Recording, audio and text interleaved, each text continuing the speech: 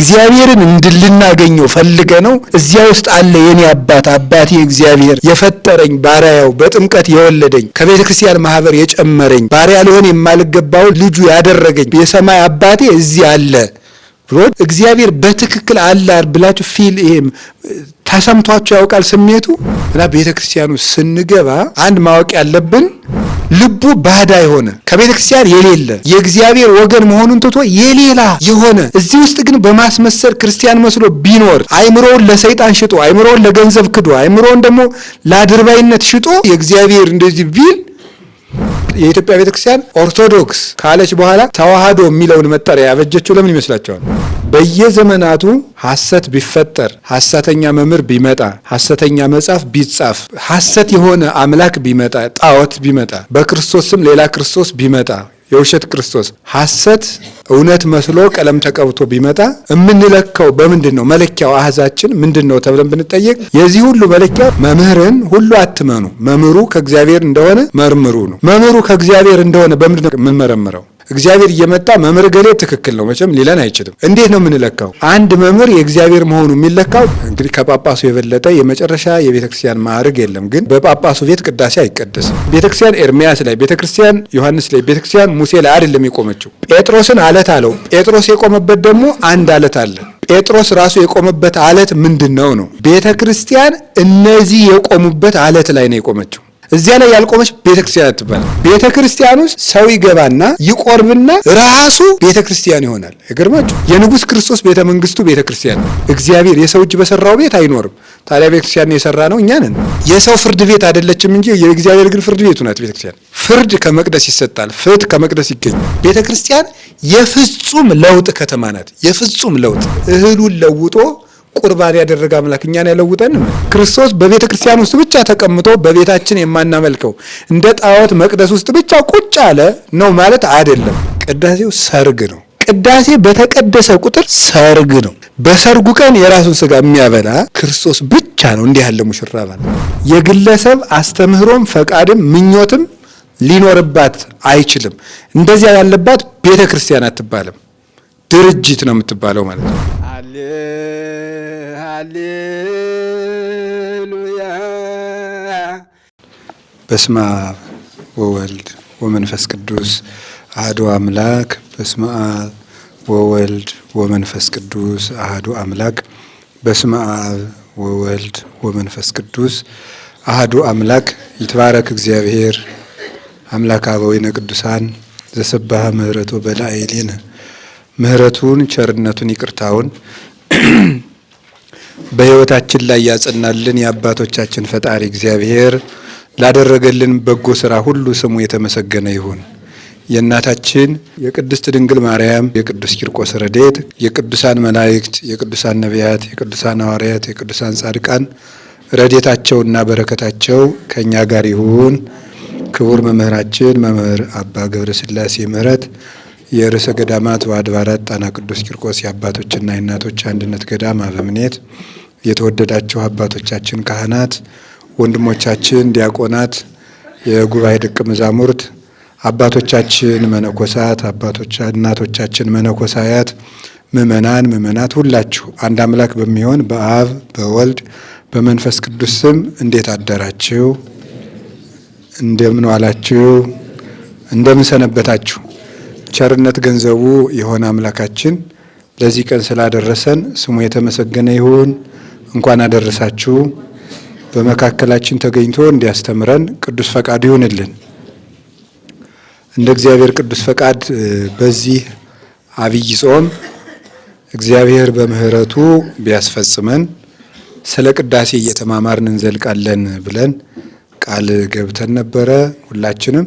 አሁን እግዚአብሔር ፈቅዶና ወዶ ከሁለተኛው ሳምንት ተገናኝተናል። ዛሬ የምንማማረው ደግሞ የቅዳሴ ክፍል ቅዳሴና ቤተ ክርስቲያን ሚል ርዕስ እናያለን ማለት ነው። የዛሬ ሳምንት የተማርነው ቅዳሴ ምንድን ነው የሚለውን ነው። የቅዳሴን መንፈሳዊ ፍቹን በደንብ ባይሆንም የመጠናችን ያህል ሰፋ አድርገን ለማየት ሞክረናል። ዛሬ ደግሞ ቅዳሴና ቤተ ክርስቲያን ሚል እናያለን። እንግዲህ ቅዳሴ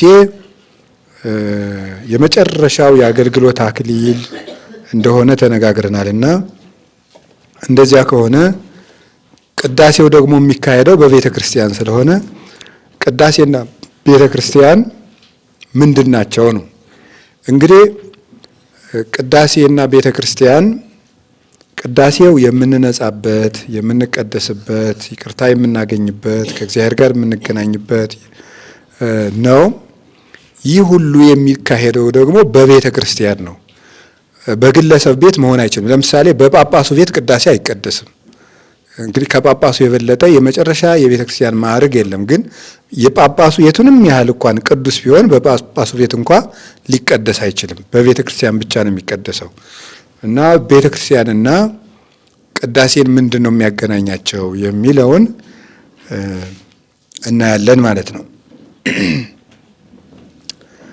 የመጀመሪያው ቤተ ክርስቲያን ውስጥ የሚቀደሰው ለምንድን ነው ስትሉ ቤተ ክርስቲያን የእግዚአብሔር ቤት ስለሆነች ነው መልሱ። የመጀመሪያው የእግዚአብሔር ቤት ናት። ይሄኛው የእግዚአብሔር ምስጢር ነው። የእግዚአብሔር ምስጢር ደግሞ የሚካሄደው በእግዚአብሔር ቤት ነው። ጳጳሱ የቤተ ክርስቲያን አባት ነው እንጂ ቤቱ ግን ቤተ ክርስቲያን ግን አይደለም። ምናልባት የክርስቲያን ቤት ሊሆን ይችላል፣ የአንድ ትልቅ አባት ቤት ሊሆን ይችላል። የቤተ ክርስቲያን ትልቅ ማዕረግ ያለው አባት ቤት ነው። ግን ቤተ ክርስቲያን የአምልኮ ቦታ ግን አይደለም። ስለዚህ የሚሆነው ምንድነው? ቤተ ክርስቲያን የእግዚአብሔር ቤት ናት። አንደኛ ጢሞቴዎስ ምዕራፍ 3 ቁጥር 15 ላይ ሲናገር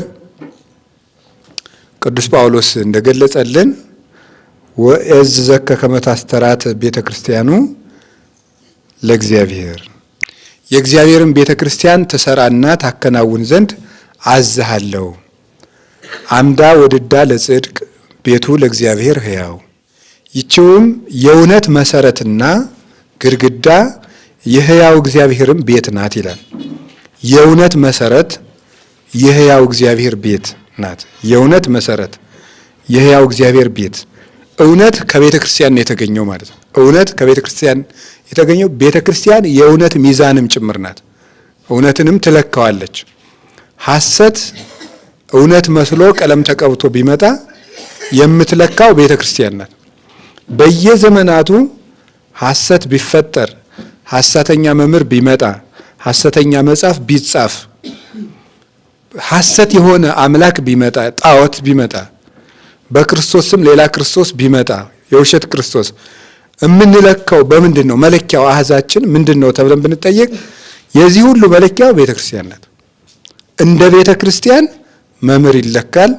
እንደ ቤተ ክርስቲያን ትምህርት ይለካል። እንደ ቤተ ክርስቲያን ሐዋርያ ይለካል። እንደ ቤተ ክርስቲያን ማለት ነው። እና ቀላል እንዳይመስላችሁ እውነት እንደ ቤተ ክርስቲያን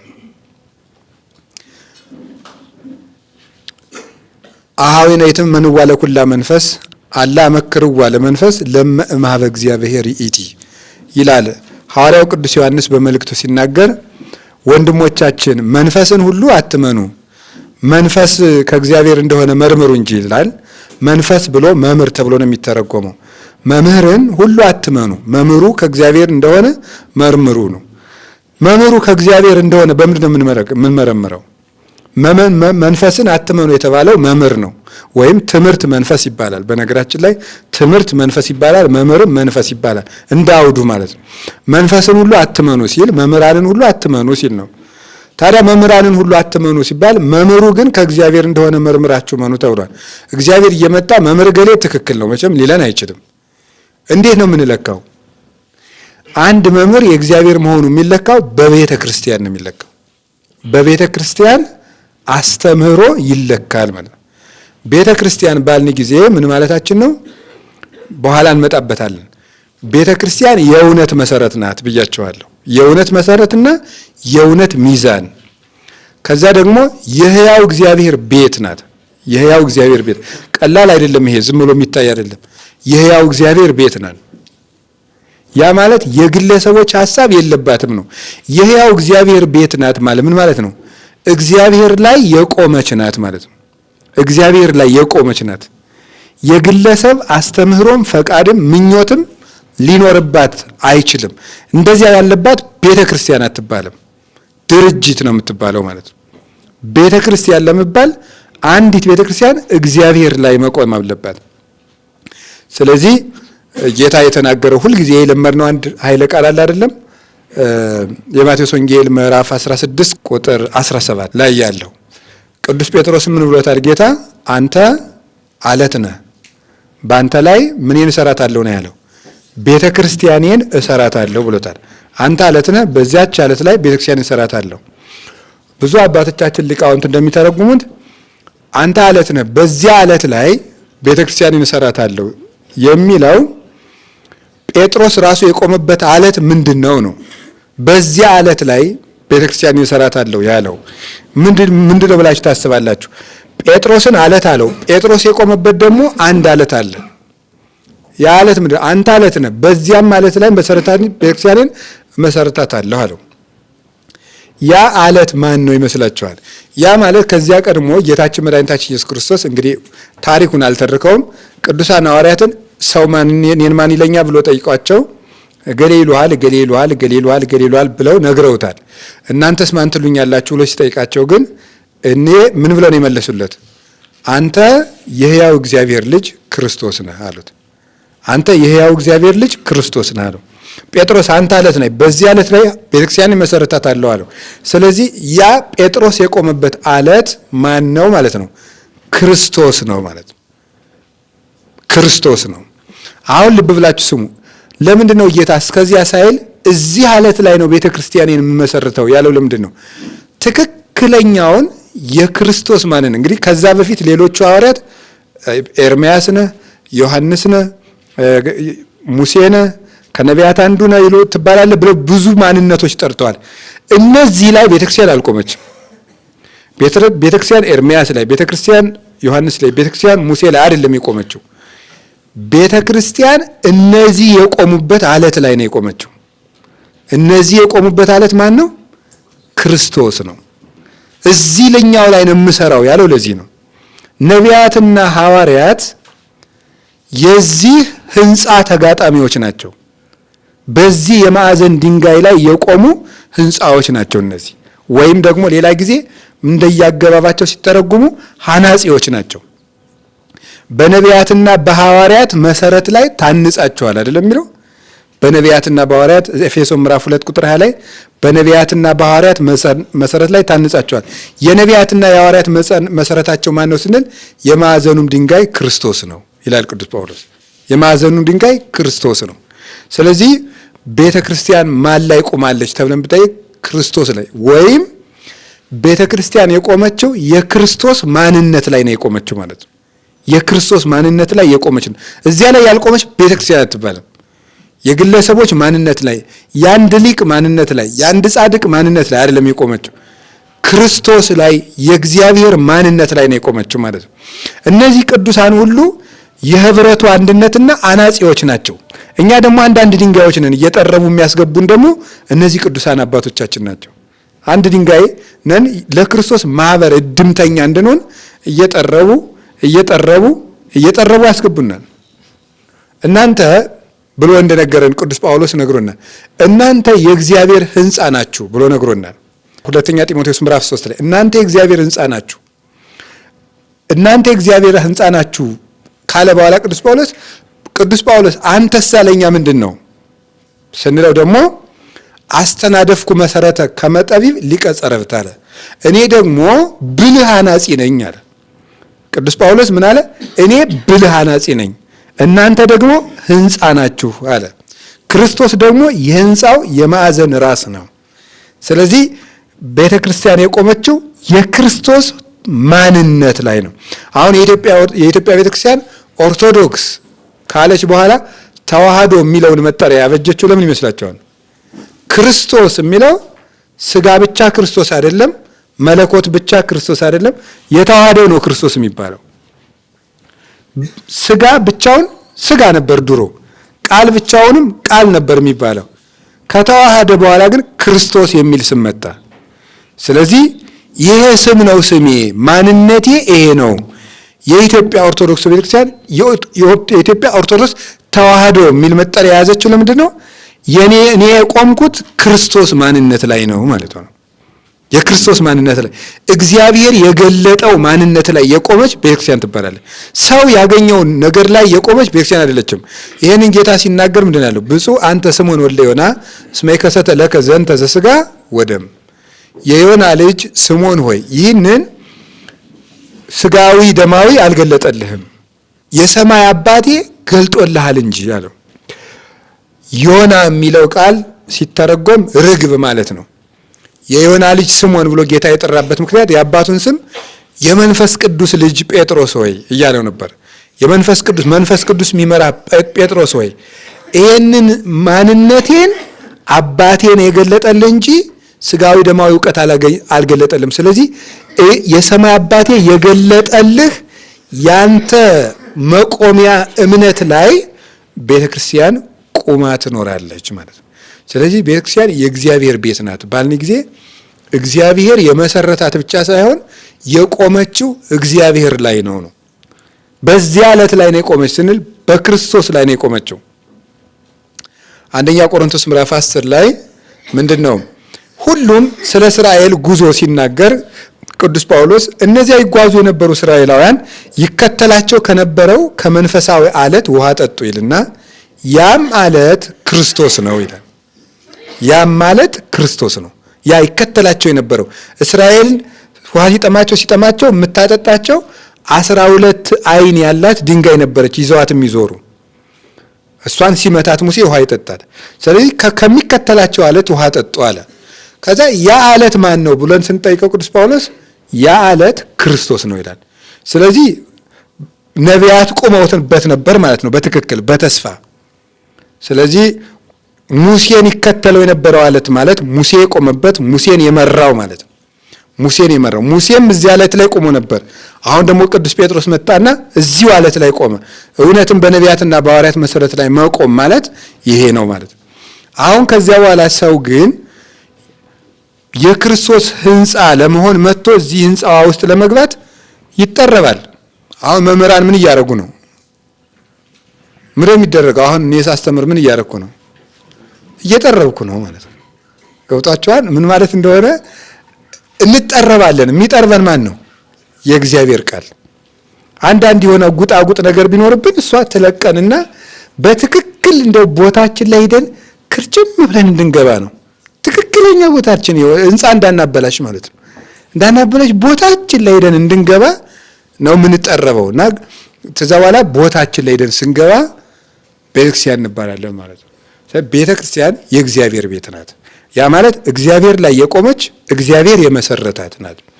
ስለዚህ ከመጥቀቡ ቤተክርስቲያኑ ለእግዚአብሔር ብሎ ግብረ ሐዋርያት ምዕራፍ 20 ቁጥር 28 ላይም ቅዱስ ሉቃስ እንደገለጠው የእግዚአብሔርን ቤት ተጠብቁ ዘንድ ሲያመክሙ ጳጳሳት አድርጎ እናንተን የሾመባት የእግዚአብሔርን ቤት ተቀድሱ ተጠብቁ ዘንድ ብሎ የተናገረው ለዚህ ነው። ስለዚህ ቤተክርስቲያን የእግዚአብሔር ቤት የእውነት መሰረት ናት። እንደዚያ ከሆነ ቅዳሴው መደረግ ያለበት በየት ነው? ንገሩኝ እንጂ በቤተ ክርስቲያን መሆን አለበት ማለት ነው። ቅዳሴው መደረግ ያለበት በቤተ ክርስቲያን ነው። ንጉሥ በቤቱ ይፈርዳል፣ ንጉሥ በቤተ መንግስቱ ይደግሳል፣ እግዚአብሔር በቤቱ ይመሰገናል፣ እግዚአብሔር በቤቱ ይፈርዳል። ቤተ ክርስቲያን የእግዚአብሔር ቤቱ ናት። ሁለተኛ እንደምታውቁት ቤተ ክርስቲያን የእግዚአብሔር መንግስት ናት። የእግዚአብሔር መንግስት ናት።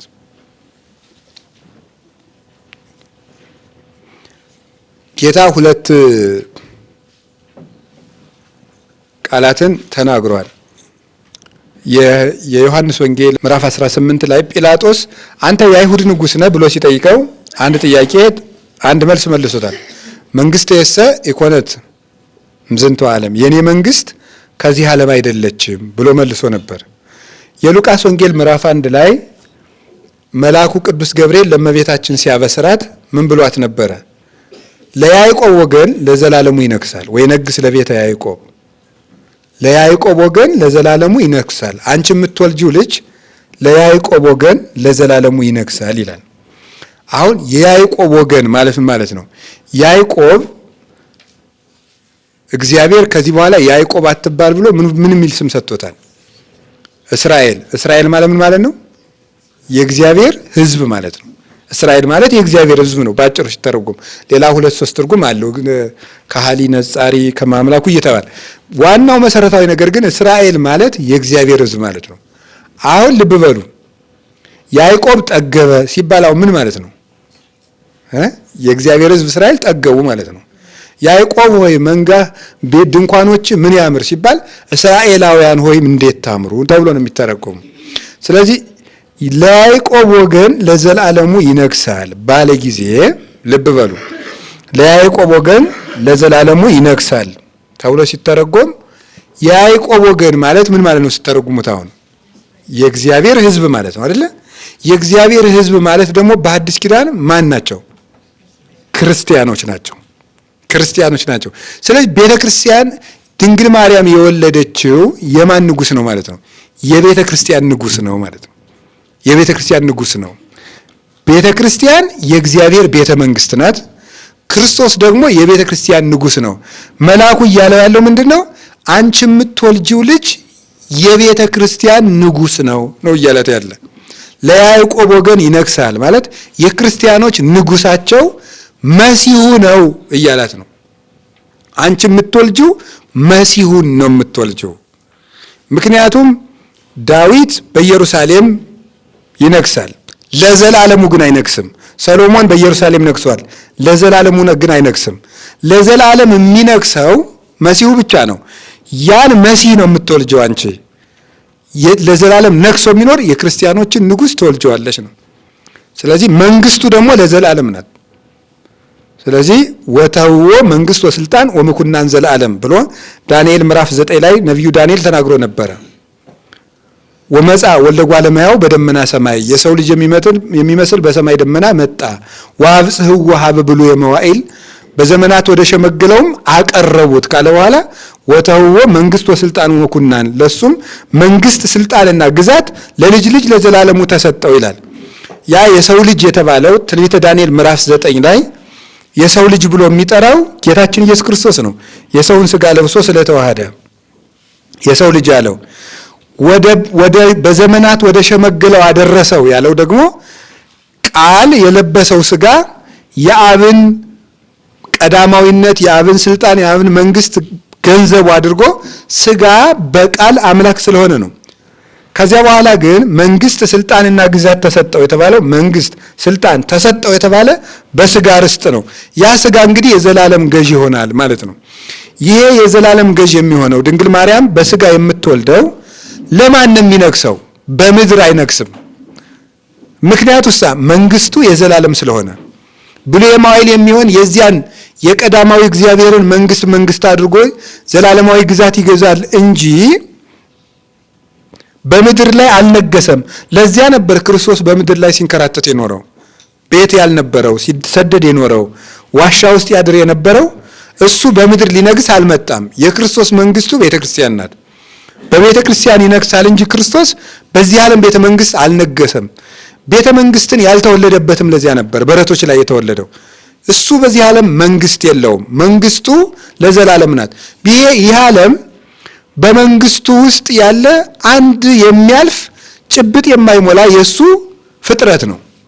የሱ መንግስት ግን ለዘላለም ነው እና ጲላጦስ አቁሞ አንተ የአይሁድ ንጉሥ ነህ ሲለው የኔ መንግስት ከዚህ ዓለም አይደለችም ሲለው የኔ መንግስት ቤተ ክርስቲያን ናት፣ እሷ ደግሞ ከዚህ ዓለም አይደለችም ነው። ዓለም የሚቀበላት አይደለም፣ ዓለማውያን የሚወዷት አይደለም። ምክንያቱም ዓለም የሚወደው የራሱን ነውና። ስለዚህ ቤተ ክርስቲያን የእግዚአብሔር ቤተ መንግስት ናት። ክርስቶስ በቅዳሴ ጊዜ የአባቱ የሱ የመንፈስ ቅዱስ መንግስት የሚነገርበት ጊዜ ነው ቅዳሴ ማለት። ያ ደግሞ መነገር ያለበት በእግዚአብሔር ቤተ መንግስት ነው የሚል በእግዚአብሔር ቤተ መንግስት ይነገራል። የንጉስ ነገር በንጉስ ቤተ መንግስት ይነገራል። የንጉስ ክርስቶስ ቤተ መንግስቱ ቤተ ክርስቲያን ናት። ያ ማለት ክርስቶስ በቤተ ክርስቲያን ውስጥ ብቻ ተቀምጦ በቤታችን የማናመልከው እንደ ጣዖት መቅደስ ውስጥ ብቻ ቁጭ አለ ነው ማለት አይደለም። ለምስጋና ለቅዳሴ የለየው ቅዳሴውን ሲያከብረው ምስጋናውን ሲያከብረው ዓለሙን በእጁ የያዘ ጌታ በቤተ ክርስቲያን ብቻ ቀድሱ ባለ። ምክንያቱም ለምስጋናው ክብር ሲል የሰዎችን ደካማ አይምሮም ለመጠበቅ። የሰዎች ደካማ አይምሮ ማለት ምን ማለት ነው? አንደኛ እግዚአብሔር ለቅድስናው የሚገባ ቤት ያስፈልገዋል። ለሱ ክብሩን የምንገልጥበት ከኛ ያለ ነገር ነው እንጂ ለእግዚአብሔር ማን ቤት ይሰራዋል? ሰማይ መንበሬው ምድርን ይመከይ ደገሬ ብሏል።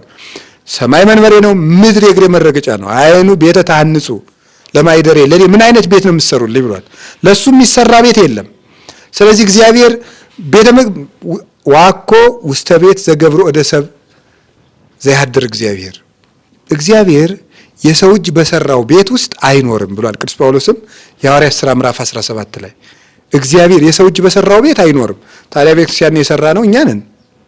ይሄ ምልክት ነው እንጂ እኛ ቤተክርስቲያንን አልሰራንም። ቤተክርስቲያን የሰራት ራሱ ነው። ስለዚህ እግዚአብሔር ይህንን ቤት የሚለየው ምክንያት ለቅድስናው ክብር የሰው ልጅም አይምሮ ደካማ ስለሆነ እግዚአብሔር ራሱ ሲጀመር በሰማይ ንጉስ መስሎ የሚገለጥልን እግዚአብሔር ንጉስ ብቻ አይደለም። እግዚአብሔር ንጉስ ብቻ ነው እንዴ? አሁን ንጉስ ነው። ንጉስ በቃ ንጉስ አለቀ፣ ሌላ ክብር የለውም። የንጉስ ብቻ አለው። እግዚአብሔር ግን ንጉስ ብቻ አይደለም። ግን የሰው ልጅ መጨረሻ የሚያውቀው ንጉስ ስለሆነ እግዚአብሔር በሆነ ከፍ ባለ ዙፋን ላይ ይታየናል። አቅማችን እንደዛ ስለሆነ ደስ የሚለን ማለት ነው አይደል? ተለቅ ብሎ ስናየው ከወደ ላይ ሲታየን እግዚአብሔር በዚህ ታች ከሚታየን መቼም በዚያ ላይ ቢታየን ነው ደስ የሚለናል። ስለዚህ እግዚአብሔር ከኛ በታች ከሚታየን በላይ ብንታይ የኛ አይምሮ ድክመቱን ስለሚያው እዚያ ላይ ይታየናል እንጂ እግዚአብሔር በዚህ ታች ይጸውር ድደው የነበር ጠፈረ ነው። ምድርን መሰረቱ እሱ ነው። በላይም ደግሞ ወስኗትና ከላይዋ ላይ የሚኖርም እግዚአብሔር ነው። በዙሪያዋም ምድርን እንዳጥራጥራት የሚኖርም እግዚአብሔር ነው። በውስጧም የሚኖረው እግዚአብሔር ነው። ስለዚህ እግዚአብሔር ቤተ ክርስቲያንን የሰራበት ምክንያት እንደ ቤተ መንግስት አክብረን የፍርድ አደባባያችን እንድናደርገው ፍትህ የምናገኝባት እንድናደርገው እግዚአብሔር እንዲፈርድልን እንድናውቅ። ለዛ ነው ቤተ ክርስቲያን የእግዚአብሔር ቤተ መንግስት የምትሆነው። ከዛ በኋላ መላእክት ደግሞ ሐራ ሰማይ የሚባሉት ለዚህ ነው። ሐራ ልዑላን የሚባሉት የልዑል እግዚአብሔር ሰራዊቱ ነው። ያዕቆብ ሲጓዝ የከተሙ የመላእክት ማህበርተኞችን አየ። ከዛ በኋላ ያንን ምን ብሎ ጠራው? መሃናይም ብሎ ጠራው። መሃናይም ማለት የእግዚአብሔር ጭፍራ ማለት ነው። የእግዚአብሔር ጭፍራ፣ የእግዚአብሔር ሰራዊት ማለት ነው።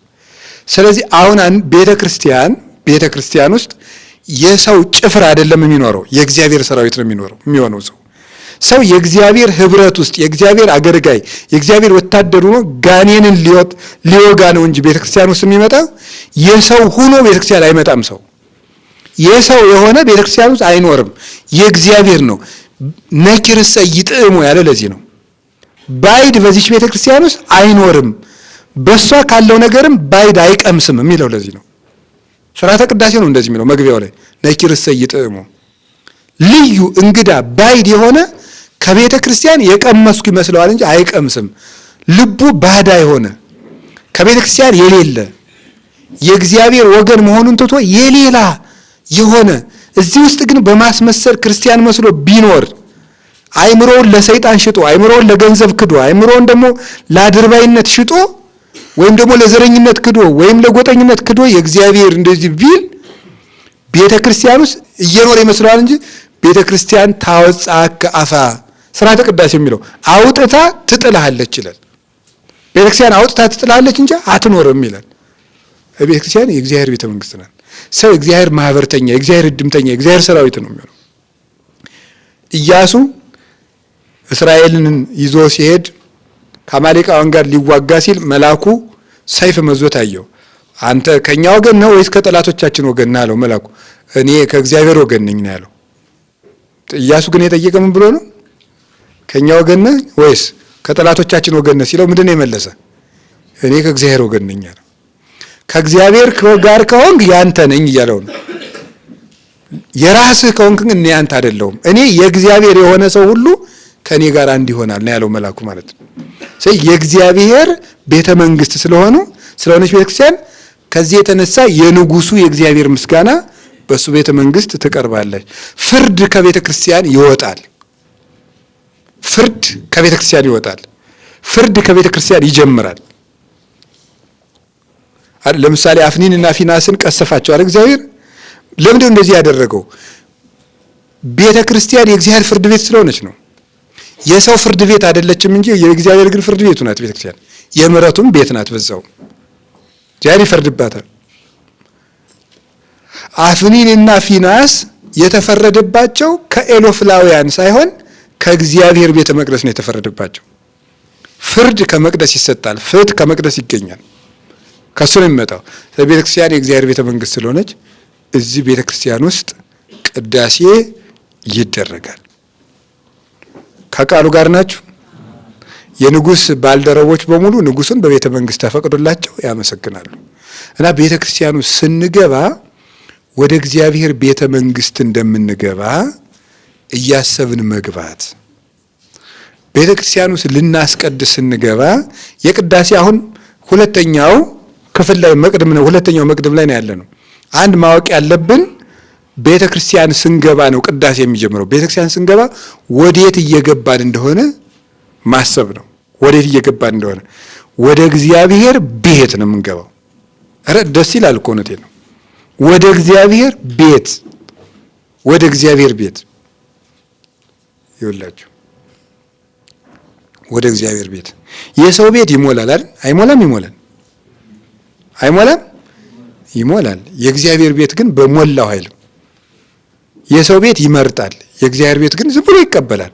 ጊዜ ያለው ግን ሁሉንም ይቀበልበት። አሁን ሁላችን እየተቀበለን ነው እንግዲህ እንደ ኖህ መርከብ ማለት ነው። ቤተክርስቲያን የኖህ መርከብ ናት ተደለ። የኖህ መርከብ አይጥም ይዛለች፣ ትልም ይዛለች፣ ጓጉንቸርም ይዛለች፣ ድመትም ይዛለች። ዞሮ ዞሮ የሌለ የለም። ዝንብም አለ፣ ንብም አለ፣ ብሩም እባብም ነበር። ቤተክርስቲያን ውስጥም እንደዚሁ ተሰብስበን እንመጣለን። ቅዱስ ዮሐንስ አፈወርቅ ግን ከዚህ የሚሻል አይምሮን የሚጠግን ነገር ይናገራል። የኖህ መርከብ ውስጥ እባብ ሆኖ ገብቶ ተመልሶ ሲወጣ ምንድን ነው? እባብ ነው። ዝንጀሮ ሆኖ ገብቶ ምንድን ነው? ዝንጀሮ ነው። ቤተ ክርስቲያን ውስጥ ግን ሰው እባብ ሆኖ ገብቶ ርግብ ሆኖ ይወጣል ይላል። ቤተ ክርስቲያን ሁሉም አይነት ሰው ይገባል ብቻ ሳይሆን ሰው ማንነቱን ይዞ መጥቶ የሰማይ ማንነት ይዞ ይወጣል። እንደሱ ነው። ቀማኛው መጽዋቹን ይወጣል። አመንዝራው ድንግል ሆኖ ይወጣል።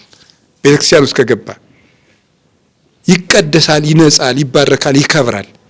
አፈር ይገባል፣ እምነት ይሆናል። ውሃ ይገባል፣ ጸበል ይሆናል። ስንዴ ይገባል፣ ተቀድሶበት የአምላክ ስጋ ይሆናል። ወይን ይገባል፣ ተቀድሶበት የአምላክ ደም ይሆናል። እነዚህ ሁሉ መለወጣቸው እኛም እንደምንለወጥ ነው የሚያሳየን። እኛም ተለውጠን የምንወጣበት ክርስቲያን አላያችሁም እንዴ? እናቶች እኮ በመገበሪያ ቋጥረው ያመጡት ስንዴ ነው። እሱ ልሞ ተቀድሶ ከብሮ በእግዚአብሔር ስልጣን ወደ ክርስቶስ ስጋና ደም ተቀብሎ ተለውጦ ምናምን ነው። አዲያ እግዚአብሔር እህሉን ለውጦ ቁርባን ያደረገ አምላክ እኛን አይለውጠንም እንዴ? ይለውጣል። ይሄ ቤተክርስቲያን የፍጹም ለውጥ ከተማ ናት። የፍጹም ለውጥ ሊለወጥ ያለ ሰው ቤተክርስቲያን ይለወጣል። እውነት ለመናገር በጎ ፈቃድ ያለው ሰው ሁሉ ይለወጣል፣ በእግዚአብሔር ቸርነት ማለት ነው። ያልተለወጠ የለም እዚህ ቤተክርስቲያን ውስጥ። ቤተክርስቲያን ስንገባ አሁን አንድ ሰው እንዲሁ ትልቅ ሰው እንኳን እንደው ቤቱ ሲጠራን እንዴት ደስ ይላል። እግዚአብሔር ቤቱ የእግዚአብሔር ቤት ማለት እግዚአብሔር ቤተክርስቲያን ውስጥ ንገሩኝ እንጂ አለ ማለት ነው። እግዚአብሔር ቤተክርስቲያን ውስጥ አለ። እስቲ እንደው አሁን በሞቴ እንደው ቤተክርስቲያን ስትሄዱ እግዚአብሔርን ላገኝ እየሄድኩ ነው ብሎ ተሰምቶት የሚያውቅ ሰው ላገኝ ማለት እሱማ ታዲያ ምን ላደርግ ነው እንደምትሉኝ እርግጠኛ ነኝ። አሁን እኔ ጥያቄው ግን እግዚአብሔር በትክክል አለ ብላችሁ ይሄ ተሰምቷችሁ ያውቃል? ስሜቱ እግዚአብሔር አለ፣ ቆይ መቅደስ አሁን እግዚአብሔር አለ ብላችሁ እንትና አለ ገሌ ደህና ዋላችሁ አለ እንደሚባል ማለት ነው። እግዚአብሔር መኖሩ አሁን ይሰማችኋል? እስቲ እንደው መድኃኒዓለም እንደዚያ እንዲሰማን ያርገን በእውነቱ ማለት ነው። እግዚአብሔር አሁን መቅደስ ውስጥ አለ፣ እግዚአብሔር ቤተክርስቲያን ውስጥ አለ ብለን ልናገኘው ደስ እያለን ማለት ነው። አለ አሁን ጊዜ ከዛ ስንወጣ እግዚአብሔርን አግኝቼዋለሁ ብለን እንደው ዲያብሎስ እኮ ይችን ነው የሚቀማን። አፈር ይብላና አፈርስ አይበላም መቼም፣ እሱ ምኑን ይበላዋል? እኛን ነው የሚያበላን እንጂ። እውነቴን ነው። አሁን ይሄ ቢሰማን እኮ ምንም ነገር እንኳን አንጨናነቅም፣ ጥያቄያችን ሁሉ ይመለሳል። የእግዚአብሔር ቤት ነው ማለት ቤቱ ሰው ይኖራል። እግዚአብሔር ቤቱ አለ፣ በክርስቲያን ውስጥ አለ እግዚአብሔር። በዓለሙ ሙሉ ቢሆንም በፍጹም ደስታ እንኳንስ በቤተ ክርስቲያን ልብ በሉ በደሙ በቀደሳት ቤተ ክርስቲያን ሰሎሞን የሆነ ቤተ ክርስቲያን በወርቅ በእንቁ ሰርቶ ሲጨርስ እግዚአብሔር ምንድን ነው ያለው? በዚህ መቅደስ ላይ ዓይንና ጆሮዬ ያርፋሉ ነው ያለው። ደስ ሲል እኮ በዚህ መቅደስ ላይ ዓይንና ጆሮዬ ያርፋሉ፣ ጆሮዎችም ወደዚህ ይሰማሉ። ስለዚህ የእግዚአብሔር ዓይን በሰሎሞን ወደ ሰራው መቅደስ ከሆነ በሰሎሞን መቅደስ ላይ የሚቆም ሰው ሁሉ ወደ ላይ ቀና ሲል ከማን ዓይን ጋር ነው የሚታየው? ከእግዚአብሔር ዓይን ጋር ያያሉ። በእርግጥም ከእግዚአብሔር ጋር የምንተያይባት ከተማ ቤተክርስቲያን ናት። እግዚአብሔርን የምናይበት ማለት ነው። አላያችሁም እንዴ? እግዚአብሔር በኋላም እንመጣበታለን። ሙሴ እግዚአብሔር ልይህ አለው። ከዛ ያየው የት ነው? ደብረ ታቦር ተራራ እነ ጴጥሮስ ጋር ጨምሮ ሶስቱን ይዞ። ለምን? ቤተ ክርስቲያን ውስጥ ነው ሙሴ ያየው እግዚአብሔርን። ቤተ ክርስቲያን ውስጥ ገብቶ አየው፣ ፍጽምት ስትሆን የሐዋርያት መሰረት ሲጨመርበት ማለት ነው። ስለዚህ እዛ ጊዜ እግዚአብሔርን አየው፣ ክርስቶስን አየው በስጋ። ቤተ ክርስቲያን እግዚአብሔርን እናይበታለን እና እግዚአብሔር ቤቱ ናት። ቤቱ አለ እግዚአብሔር እና በስማ እንደው የቅዱስ ዳዊት እምነት በጣም ነው የሚገርመኝ ሁልጊዜ። ምክንያቱም ወደ እግዚአብሔር ቤት እንሂድ ባሉኝ ጊዜ ምን አለኝ ነው የሚለው። እሱ ወደ እግዚአብሔር ቤት እንሂድ ባሉኝ ጊዜ ደስ አለኝ የሚለው እግዚአብሔር እዚያ እንደሚያገኘው እርግጠኛ ሆኖ ነው። እኔ መቼም ሲደርሽ ልምጣ እያልኩ ነው የምሄደው። ቤተክርስቲያን ልሂድ እስኪ። አይገርማችሁ? በጣም ነው እኮ የሚያሳዝነው። ግዴታ ሆኖብን ነው። የማንኮነን ብንሆን ቤተክርስቲያን አንሄድም፣ እርግጠኛ ነኝ። አሁን ትሄዳላችሁ? የማትኮነኑ ቢሆን እግዚአብሔር ተኙ ልጆች ተኙ፣ በቃ እኔ ምንም አልነካችሁም ቢለን አሁን ቤተክርስቲያን እንሄዳለን። ስለዚህ ቤተክርስቲያንን ዕዳ እንዳይሆንብን ብለን ሳይሆን ክርስቶስ ርቦን ብለን ለመሄድ ያብቃን። መድኃኒዓለም እግዚአብሔርን እንድልናገኘው ፈልገ ነው። እዚያ ውስጥ አለ የኔ አባቴ እግዚአብሔር የፈጠረኝ ባሪያው በጥምቀት የወለደኝ ከቤተ ክርስቲያን ማህበር የጨመረኝ ባሪያ ልሆን የማልገባውን ልጁ ያደረገኝ የሰማይ አባቴ እዚህ አለ ብሎ ደስ ብሎን ስንሄድ እግዚአብሔር እዚህ አለ። ይሄ በስምዖን ፈሪሳዊ ቤት በእቺ ዘማዊቷ ሴት መታ ያንኳኳችበት ያቺ ቤተክርስቲያን ናት። ያቺ ሴት ስትመጣ ክርስቶስ ተሰብስቦ የቆየባት ቤተክርስቲያን ናት። ቅዱስ ኤፍሬም ይናገራል። ክርስቶስ ምግብ ናፍቆት ይመስላል እዚያ የተቀመጠ ይላል። ምግብ ፈልጎ ድግስ ሊበላ አይደለም፣ የዚያችን ሴት ነፍስ ጥበቃ ነበር እዚያ ሰው ቤት የገባው ይላል። እየተመጻደቅ እንኳን እዚያ የተቀመጠ ቤተክርስቲያን ይውላችሁ የሚመጻደቁ ሰዎችም ያሉባት፣ ሰዎች ደግሞ የሚድኑባት ናት። አንዱ ቤት ቁጭ ብሎ ይመጻደቃል። ደግሞ ያ ቁጭ ብሎ እንዴት ሴትዮ እንደዚህ ታደርጋለች ምናምን ይላል። ቁጭ ብሎ ተጎልቶ ቤተክርስቲያን ውስጥ የሚመጻደቅ አለ፣ ቁጭ ብሎ እንትን የሚል አለ። ዝም ብሎ ደግሞ በቃ እንደው መጥቶ ዘፍም ይላል። እንደዚያ ሴት ሊድን በቃ እንደው ነውሩን ሁሉ አምጥቶ ለክርስቶስ ጌታዬ ተረከበኝ የሚልም አለ። ቤተክርስቲያን ያች ናት። በቃ ክርስቶስ ታው ይችን ሰው አትረብሻት፣ ይችን ሰው አትረብሻት ብዙ አፍቀረተኒ እኔን በወደደች መጠን ነውሯ ለኔ አያጸይፈኝም እንኳን መጣች እንጂ ያለው። አሁን ለዚህ ነው እኮ እግዚአብሔር ቤተክርስቲያን የሚመጣ ሰው እይበል ፈላሲ ዘገባ ይፈልጠኒኑ እግዚአብሔር እምዝቡ እግዚአብሔር ከወገኖቹ እንደው የኃጢአት ስደተኛ ሆኖ የመጣ ሰው እግዚአብሔር ተጸይፎ እንደው ከቤተክርስቲያን ይለየኝ ይሆን ያስወጣኝ ይሆን አይበል። ምክንያቱም ያቺ ሰው ከነነውሯ ስትመጣ ክርስቶስ ተቀብሏታል። ቤተክርስቲያን እግዚአብሔር ልጆቹን ሁሉ የሚሰበስብበት ቤቱና መርከቡ ናት፣ የረፍትም ቦታው ናት። አሁን ቤተክርስቲያን የኖህ መርከብ ናት፣ የክርስቶስ መርከቡ ደግሞ ቤተክርስቲያን ናት። ኖህ ማለት የስሙ ትርጓሜ ምንድን ነው? እረፍት ማለት ነው። ስለዚህ ክርስቶስ ሸክማችሁ የደከመባችሁ ወደ እኔ ኑ፣ ደካሞች ወደ እኔ ኑ እኔ ያሳርፋችሁ አላለም? የማቴዎስ ወንጌል ምዕራፍ 11 ቁጥር 25-28 ሸክም የከበዳችሁ ኑ እኔ ያሳርፋችኋለሁ። ታዲያ ኖህ ለልጆቹ ለሚስቱ ለልጆቹ ሚስቶችና ለእንስሳቱ ለአራዊቱ መርከብ ውስጥ ነው እረፍት የሰጠ። ክርስቶስ ለደከሙ ሁሉ ቤተክርስቲያን ውስጥ እረፍት ይሰጣቸዋል። ለደከሙ ሁሉ ክርስቶስ ቤተክርስቲያን እረፍት ይሰጣል። የእረፍት ቦታ ቤተክርስቲያን ነው። ለዚያ እኮ ነው ብዙም ሳይጸልይ ምንም ሳይል ሰው ዝም ብሎ ዛፍ ስር ቁጭ ብሎ ቤተክርስቲያን አርፎ የሚሄደው ማለት ነው። እኔ ቢጸልይማ ምን ያህል ያርፍ ነበር፣ ንስሐ ቢገባ ምን ያርፍ ነበር። አንዳንዱ ዝም ብሎ ነዶት ተናዶም ከፍቶትም ዝም ብሎ በቃ አልጸልይም ልቤን ይስማው ብሎ ዛፍ ስር ቁጭ ብሎ ሲመጣ የሚያርፍ ሰው አለ። ምክንያቱም ክርስቶስ በዚያ እረፍት ይሰጣል። ክርስቶስ እረፍት ነው። እረፍትነቱን የሚሰጠን ደግሞ በቤተክርስቲያን ነው። የሚያሳርፈን በቤተክርስቲያን ነው። ሁላችንንም እግዚአብሔር በቤተክርስቲያን ያሳርፈን። መድኃኔዓለም የምናርፍበት ቦታ ቅድስት ቤተክርስቲያናችን እሷን ስለሰጠን ራሱ ስሙ የተመሰገነ ይሁን። ስለዚህ በቤተክርስቲያን የሚቀርበው ቤተክርስቲያን እንዲህ ስለሆነች ነው። የመጨረሻው ቤተክርስቲያን ሁለት ነጥቦችን ተናግሬ ይበቃናል። የመጨረሻው ቤተክርስቲያን ውስጥ ቅዳሴ የሚደረግበት ምክንያት ቤተክርስቲያን የክርስቶስ ሙሽራው ናት አይደል? ቤተክርስቲያን የክርስቶስ ሙሽራው ናት። የዮሐንስ ወንጌል ምዕራፍ 3 ታያላችሁ። ዘቦቱ መራት መራዊ ውእቱ ይላል። ሙሽራ ያለችው እሱ ምንድነው ነው ያለው? ሙሽራ ነው። ሙሽራ ያለችው እሱ ሙሽራ ነው ነው። አሁን ተደጋጋሚ እዚሁ ጉባኤ ላይ ሳስተምረው ታስታውሳላችሁ። የዛሬ 2 ዓመት 3 ዓመት አካባቢ እንግዲህ እግዚአብሔር በኦሪት ዘጸአት ምዕራፍ 3 ላይ ሙሴን ወደ ተራራው ስትወጣ ምን አውልቅ ነው ያለው? ጫማህን አውልቅ ብሎታል። ከዛ ኢያሱንም ደግሞ መልሶ ምን አለው? ምንድን ነበር ያለው? ጫማህን አውልቅ ብሎታል። ኦሪት ዘጸአት ምዕራፍ 3 ቁጥር 5 ላይም ጫማህን አውልቅ ብሎታል። እዛም አውልቅ እዚህም አውልቅ ይላል እና ከዛ እግዚአብሔር ለሙሴ የጋብቻ ሕግ ሲሰራ አንድ ሰው ሚስት አግብቶ ሳይወልድ ቢሞት ወንድሙ የሞተውን ወንድሙን ሚስት አግብቶ ለወንድሙ ልጅ ይወልድለታል። እግዚአብሔር በኦሪት የሰራው ሕግ ነው። ከዛ ልጁ ለማን ነው የሚሆነው? ለሞተው ሰውዬ ነው የሚሆነው፣ ሳይወልድ ከሞተ ነው።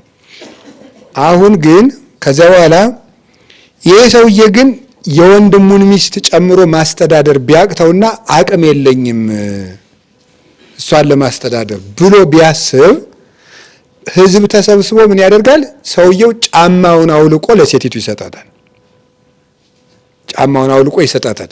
ሴትየቱ ደግሞ በሰው ፊት ፂቅ ትልበታለች። ያው ምን ማለት ነው? ልፍስፍስ አቅመ ቢስ እንደማለት ነው። ደካማ ምናምን አይነት እያለችው የተጠቃህ ማለት ነው ነገሩ።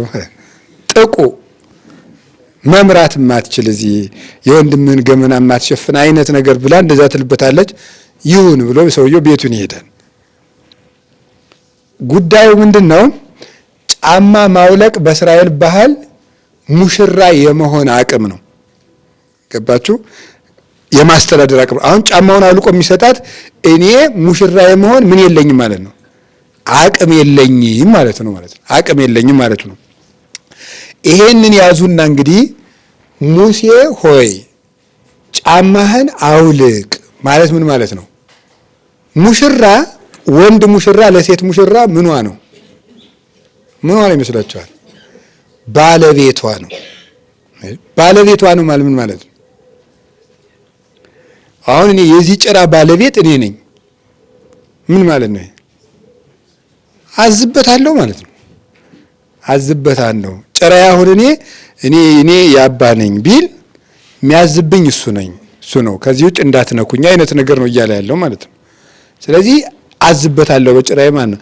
አሁን አንድ ሰው ባለቤቴ ነው ብላ አንዲት ሴት ስታስታውቅ የሚያዝብኝ እሱ ነው፣ እኔ ራሴ የኔ አይደለሁም ማለቷ ነው። የባለቤቴ ነኝ እያለች ነው። አሁን እግዚአብሔር ሙሴን ጫማህን አውልቅ ማለት ሙሴ የዚህ ሕዝብ ባለቤት አንተ አይደለህም። ይሄን ሕዝብ እኮ እኔ ነኝ እኮ ደመና ዋጋ አውርጄ እማበላው። ይሄን ሕዝብ እኮ እኔ ነኝ ከውሃ ካለት ውሃ አፍልቄ እማጠጣው። ይሄን ሕዝብ እኮ እኔ ነኝ ከባርነት ያወጣሁት። እኔ እኮ ነኝ ያወጣው አትበል። የዚህ ሕዝብ ሙሽራ ማን ነው? እግዚአብሔር ነው። የዚህ ሕዝብ ሙሽራ ባለቤቱ እግዚአብሔር ነው ማለቱ ነው። አሁን አዲስ ኪዳን ላይ ተመጡና ዮሐንስ መጥምቅ የጌታን ጫማውን ልፈታ የማይገባኝ ይላል። ምን ማለት ይመስላችኋል? እስቲ ተርጉሙት። እንግዲህ አሁን እናንተም ሊቆናችሁ ማለት ነው። ምን ማለት ነው? ተርጉሙት። የቤተ ክርስቲያን ሙሽራ መሆን የማልችል ማለቱ ነው። ምክንያቱም የቤተ ክርስቲያን ሙሽራ ማን ነው ማለት ነው? ክርስቶስ። ከዛ ምን አለ? ዘወቱ መራት መራዊ ውእቱ፣ ሙሽራይቱን በደሙ ዋሽቶ የራሱ ያደረጋት ግን እሱ ነው ሙሽራ አለ። ስለዚህ ሄሬኔዎስ ይህን ይዞ ሃይማኖተ አበው ምዕራፍ 7 ቁጥር 18 ላይ ሲያመጣው መራዊሃ ለቤተ ክርስቲያን፣ የቤተ ክርስቲያን ሙሽራ ክርስቶስ ነው ብሎ ገለጠልን ማለት ነው። ክርስቶስ የቤተ ክርስቲያን ሙሽራ ይባላል። ቅዳሴው ምንድነው አትሉም? ሰርግ። ቅዳሴው ሰርግ ነው። ዕለተ ከብካብ ነው። በጣም ነው ደስ የሚለው። በጣም ነው ደስ የሚለው። ሰኞም ይቀደስ። አሁን ዛሬ ተቀድሷል። ነገ ሰኞም ሊቀደስ ነው። አሁን ነገ ምን አለ? ሰርግ በሉ እንጂ ሰርግ አለን ነገ። እንግዲህ አሁን ነገ እንግዲህ ቁስቋም ይቀደሳል። ሰርግ አለን እንግዲህ። የዛሬ ሳምንት እሑድ ይቀደሳል። ሰርግ አለን። ቅዳሴ በተቀደሰ ቁጥር ሰርግ ነው። ማንና ማን የሚሞሸሩት? ቤተክርስቲያንና ክርስቶስ ይሞሸራሉ ማለት ነው። ቤተክርስቲያንና ክርስቶስ ይሞሸራሉ። የሰርጉ ድግስ ደግሞ ምንድን ነው?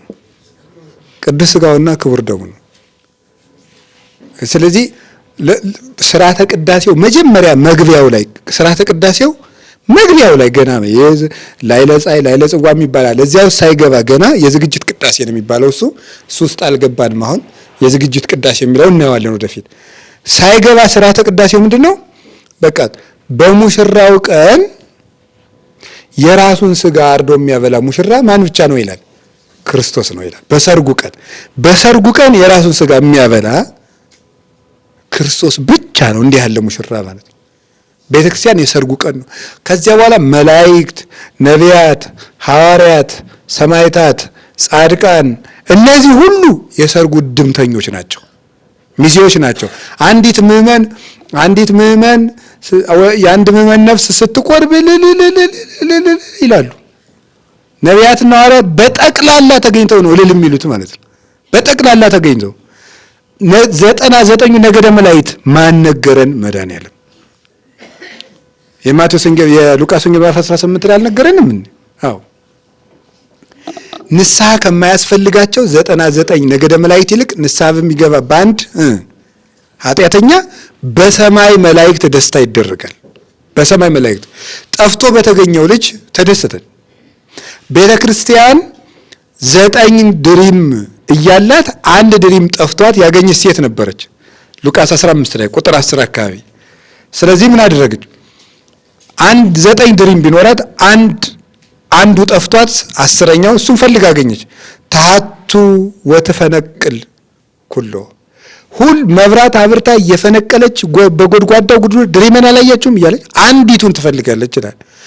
ያ የምታበራው ዘይት ፍቅርና የመንፈስ ቅዱስ ጸጋ ነው። ቤተክርስቲያን ውስጥ ያለው በክህነት በኩል ያለው የመንፈስ ቅዱስ ጸጋ ነው እና ቃለ እግዚአብሔር ነው። እሱን እያበራች የጠፋ ልጇን ትፈልጋለች ቤተክርስቲያን። ስታገኘው ጎረቤቶቿን ሰብስባ ደስ ይላታል የተባለች እነዚህ ጎረቤቶች የቅዳሴ ታዳሚዎች ናቸው። በዚያ ጊዜ አንድ ነፍስ ስትቆርብ ሰማይና ምድር እልል ይላሉ። አይገርማችሁም? እንዴት ያለ ሰርግ እንዳዘጋጀልን ክርስቶስ። ስለዚህ ምን አለ? የማቴዎስ ወንጌል ምዕራፍ 22 ቁጥር 1 ላይ ትመስል መንግስተ ሰማያት ብእሴ ንጉሠ ዘገብረ ከብካበ ለወልዱ። መንግስተ ሰማያት ለልጁ ሰርግ ያደረገ ንጉሥን ትመስላለች። መንግስተ ሰማያት ይሏቸዋል ቤተክርስቲያን ናት። እዚያ ውስጥ የደገሰው ሰርግ ያደረገ ንጉሥ ምንድነው? አስተዳለቁ ምሳዬን አዘጋጅቻለሁ እባካችሁን ብሎ ጠራ የተባለው ለዚህ ነው። ስለዚህ ይሄን ምሳ አዘጋጅቶ ሰውን ሁሉ ጠራ። በሜዳ ያገኛችሁትን ሁሉ ሰብስቡ አለ። ይህንን የመጽሐፍ ምሳሌ ምዕራፍ 9 ላይ ጌታ ራሱ የነገረን ነው። ጥበብ ሐነጸት ቤተ ወአቀመት ላቲ 7 አዕማደ። ጥበብ ቤቷን ሰራች፣ 7 ምሰሶንም አቆመች። ዋስተዳለወት ማዕድን ማዘጋጀት፣ ዘባት ዘዚያሃ ጥብሃ ፍሪዳዋንም አዘጋጀት። ቶሳት ዘዚያሃ ወይነ ውስተ ስያሃ፣ በራሷ ማድጋ ውስጥ ደግሞ የራሷን ወይን ጨመረች። ወፈኖት አግብርታ በነዋህ ስብከት በረጅም ስብከት ባሮቿን ልካ ጠራች። መዋ አብድ ውእቱ ለይትጋ ሐሳቤ ሰነፍ የሆነ ሰው ወደ እኔ ይምጣ፣ ከዚያ በኋላ የኔን ፍሪዳ ይብላ፣ የኔን ወይን ይጠጣ እያለች ጠራች ካለ በኋላ ዲዮስቆሮስ ምንድን ያለ ጥበብሰ መድኃኒነ ውእቱ ዘተሳየጠነ በጥባ ሥጋው ወሐረየነ ለመንግስቱ በደሙ ፍሰት የቀደሰን በሥጋው መቆረስ የባረከን ለመንግስቱ የመረጠን ጥበብ መድኃኔ ዓለም ነው። የሰራት ቤቱ ቤተ ክርስቲያን ናት። ሰባቱ ምሰሶቿ ሰባቱ ልዑካን ሰባቱ ምስጢራተ ቤተ ክርስቲያን ናቸው። ፍሪዳው የገዛ ሥጋው ነው። ወይኑ የገዛ ደሙ ነው። ባሮቹ ነቢያት ሐዋርያትና ይህንን አዋጅ የሚነግሩ ሊቃውንት ናቸው። ከዚያ በኋላ ኑ ብሉ ኑ ጠጡ የተባለው ደግሞ ቅዱስ ሥጋው ክቡር ደሙ ነው። ስለዚህ ሰርግ ነው። ቤተክርስቲያን ስትሄዱ እያዘናችሁ አትሄዱ። ወዴት እንደምትሄዱ ነው መሄድ ያለባችሁ። ሰርግ እየሄድን ነው፣ ደስ ሊለን ይገባ ማለት ሰርግ ልንሄድ ነው እንጂ ተቸኮለ። አሁን ሰርግ ሲሄድ ሰው ነው እዚህ ላይ ነው ወገብ ያዝ፣ ስጋ እንብላ እረብረብ ዕዳ እንክፈል ወገብ ያዝ ይላል የገጠር ሰው ሲተርክ። ስጋ አለ የቅርጫ ስጋ ይበላና አምጥቶ አያገሌ አቤት ስንት መደብ ስጋ ትያለህ? የኔን 2 አድርገው ብሎ ይበላና ባለ እንግዲህ ያችን ነገር አምጣት ሲባል ወገብ ያዝ። ሰርጉ ሲኬድ ምን ይደረጋል ነው? ንጹህ ልብስ ይለበሳል። አይደለም እንዴ? ንጹህ ልብስ ይለበሳል፣ ይኳኳላል። ሰው ምን ያረጋል? ሽቱ ይረፈርፋል። ምን ይላል? በቃ ሰው የሆነውን ሁሉ ሆኖ እንኳን ዛሬማ የሆነው ሁሉ ሳይሆን አይሆኑትን ሆኖ ነው ሰው የሚሄደው። አይደለም ሰው አይሆኑትን ሁሉ ሆኖ የሚሄደው አሁን እንኳን የሆነውን ነገር ማለት ነው እንዲያውኑ ነው የሚሄደው። ስለዚህ ቤተ ክርስቲያን ስንሄድ ደግሞ ምን ያደርጋል? ንጹህ ልብ፣ ንጹህ ሰውነት ያስፈልገናል። ከዚያ በኋላ ግን ልምነግራችሁ ነገር ለዚህ ምን ሰርቷል? ለዚህ ራሱ የሰራት ማን እንደሆነ ታውቃላችሁ? ማን ነው? ቤተ ክርስቲያንን ነው። የምታነጻንም ደግሞ ማን ናት? ንገሩኝ እንጂ እሷው ራሷ ናት የምታነጻ። እሷው ራሷ ነው እኮ የምታነጻ። ሰምታችሁ አይደለም? ቄሱ መጀመሪያ ቅዳሴ ከመግባቱ በፊት ቤተልሔም ሄደው ራሳቸውን በውሃ ያነጻሉ፣ እግራቸውን። ስርዓት አለው። ህዝቡሳ እንደዚያ የሚያደርግበት ቦታ አለው የለውም? ምን ያደርገዋል? በጸሎተ ንስሐ ያጥበዋል። ዲያቆኑና ንፍቁ ቄስ ወደ ቤተልሔም ከመሄዳቸው በፊት እነሱ እየሄዱ ጸሎተ ንስሐ ማን ይደግማል? መጀመሪያ ገባሬ ሰናይ ቄሱ ይደግማል። ያ ህዝቡን ቅዳሴው ላይ ለማዘጋጀት ነው፣ ለሰርጉ ማለት ነው። የዝግጅት ቅዳሴ የሚለውን ትምህርት ደግሞ እንዳያልቅብኝ እዚህ አምጥቼ እንጂ ፍትሐት ዘወልድ ጸሎተ ንስሐ ይህ ሁሉ ለሰርጉ ምን ማድረግ ነው? መኳኳል ነው ማለት ነው። ማሳመር፣ ማንጻት፣ ትቢያውን ማራገፍ ማድረግ፣ ማንጻት፣ በቃ በደንብ አድርጎ ማጥቅቅ አድርጎ ስግዱ፣ እግዚአብሔር ይቅር ይበላችሁ፣ እግዚአብሔር እንዲበላችሁ፣ እግዚአብሔር እንማልድላችሁ አለ። ይህ ሁሉ የማራገፍ ጊዜ ነው። አንጽቶ አዘጋጅቶ ለሙሽራው ይሄው ብሎ ሀበን ላይ ያስረክባል። ይፈትትና ከዚህ በኋላ ይሄ የአማኑኤል ስጋ ይሄው ብሎ ሙሽሪትና ሙሽራውን ያዋህዳቸዋል። ሲዋሃዱ ሰራዊተ መላእክቱ ለመድኃኔዓለም ይቀውሙ ቅድሜሁ ለመድኃኔዓለም ወይ ከልሉ ወስጋው ደግሞ ለመድኃኔዓለም። እዛ ጊዜ ሚዜዎቹ ደግሞ አብረው መላእክት ይከባሉ ማለት ነው። ሙሽራይቱ ከሙሽራው ጋር ሲዋሃዱ ቅዱሳን መላእክት ይዋሃዳሉ። ሲወረድ ድርገት የሚባለው ለዚያ ነው። ድርገት ወረዱ፣ ያው እርገት ወረዱ ነው የሚል የገጠር ሰው ምንም ችግር የለውም። እሱ እርገት ብሎ መውረድ የለም መውጣት ነው እንጂ እርገት ወደ ላይ ነው። ድርገት ነው የሚባለው። እንግዲህ ድርገት ማለት አንድነት ማለት ነው፣ የግዕዝ ቃል ነው። አንድነት ማለት ምክንያቱም ያቺ ነፍስና የክርስቶስ ስጋና ደም አንድ ነው ሲዋሃዱ፣ መላእክት ደግሞ መጥተው ክብብ ይላሉ። ይሄ አንድነት የቤተ ክርስቲያን ህብረት በክርስቶስ ስጋ ይፈጸማል። እና እንግዲህ ቤተ ክርስቲያን ስንሄድ የቻልነውን በጥንቃቄ የወደቅንበትን በንስሐ ነጽተን ያቄምነውን በመታረቅ ልቡናችንን ንጹህ አድርገን ከሄድን ሰርጉ ውስጥ እንውላለን ማለት ነው። እና እግዚአብሔር ለሰርጉ ስለጠራን የቸርነቱን ስራ ይስራልን በእውነት። ከዚያ በኋላ ልብ ብላችሁ ስሙ። ከዚያ በኋላ በዚህ ሰርግ በኩል ያችን ምዕመን ይወስድና ምን እንደሚያደርጋት ታውቃላችሁ? ምንድን ነው የሚያደርጋት? ቤተ ክርስቲያን አሁን ባልና ሚስት ሲጋቡ ስንት አካል ነው የሚሆኑት? አቤት አንድ አካል። ስለዚህ በቅዳሴ በቅዱስ ሥጋው ክቡር ደሙ ምን ያደርጋሉ? ቤተ ክርስቲያንና ክርስቶስ አንድ ይሆኑና እያንዳንዱ ክርስቲያን ደግሞ እየመጣ ሲቆርብ ደግሞ እየመጣ የክርስቶስ ምኑ ነው የሚሆነው? ሕዋሱ ይሆናል ማለት ነው። ቤተ ክርስቲያን አካሉ ትሆንና እያንዳንዱ ክርስቲያን እየመጣ ሲቆርብ አካሉ እየሆነ መጥቶ ከክርስቶስ ጋር ይዋሃዳል። ስለዚህ ቅዱስ ጳውሎስ ምንድን ነው ያለ? እኛ ብዙ ሕዋሳት ብንሆንም ስንት ነን ይላል? አንድ ነን። ለምን ስትሉት እስመ እምአሐዱ ኅብስት ንነሥእ፣ የምንካፈለው ስንት ሥጋ ነው ይላል? አንድ ሥጋ ነው ይላል። አንደኛ ቆሮንቶስ ምዕራፍ 10 ቁጥር 17 ብዙ ስንሆን አንድ ነን ነው። አሁን መጨረሻ ላይ ሰርጉ ላይ ተገኘንና ቤተክርስቲያን አንድ ስትሆን እኛ ደግሞ የክርስቶስ ሕዋስ ነን፣ እንገጥማለን። የሚያገጣጥመን ምንድን ነው? ሕንፃውን የሚያጋጥመው አሁን የማን ሥጋ ሆነ? የክርስቶስ ሥጋ ነው።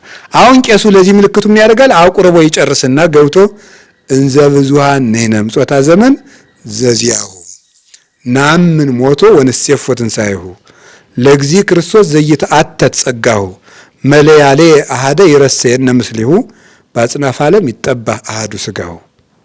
ስለዚህ ምን አለ? መለያሌ አሐደ ይረሴየነ ምስሌሁ በአጽናፈ ዓለም ይጠባህ አሐዱ ሥጋሁ። አቁርቦ ሲጨርስ እንግዲህ እኛ ብዙ ነበር እምጾታ ዘመን ዘዚአሁ ናምን ሞቶ ወንሴፎ ትንሣኤሁ አለ። እሱ በሞተበት ቦታ ዘመን ሁነን በሱ ክፍለ ጾታ በሱ ክፍለ ዘመን ሁነን በጣም ብዙ ዘመን ቢሆን እኛም ደግሞ በጣም ብዙ ሰዎች ብንሆንም በሱ ዘመን አለንና ሞቱንና ትንሣኤውን የምናምን እኛ ሥጋውን ደሙን ስለተቀበል ከሱ ጋር አንድ ሕዋስ ያርገን ይላል። ለምን? በአጽናፈ ዓለም ይጠባህ አሐዱ ሥጋሁ። በዓለም ላይ ሁሉ የሚፈተተው አንድ የሱ ሥጋ ነውና በሱ ሥጋ ሁላችንም ሂደን አንድ አካል እንሆናለን ብሎ ይገጥመዋል ማለት ነው። ስለዚህ መጨረሻ ላይ ቆርበን በሰርጉ ቀን ምን ትሆናለች? እያንዳንዷ ቤተ ክርስቲያን ምን ትሆናለች? እያንዳንዷ ምን እየመጣች የክርስቶስ እችን ሆኖ አንድ አካል ይሆናል ማለት ነው። ከዚያ በኋላ ይሄ ምን ይሆናል? መጥቶ የክርስቶስ ሕዋሱ የክርስቶስ መቅደሱ ይሆናል።